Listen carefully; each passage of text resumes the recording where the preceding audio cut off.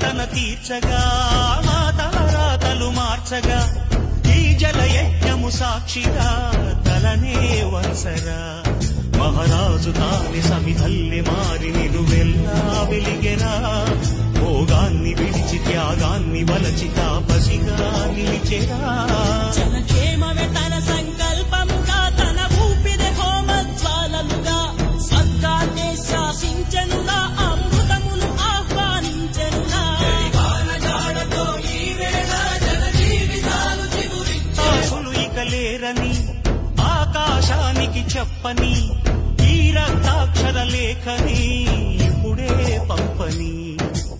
అన్నం పుణ్యం ఎరగని మా సీమకిరా రమ్మని ఆహ్వానం అందించని మెరిసే చూపుని తొలగింది ముప్పు అని నీలి మప్పు మనసారా నవ్వని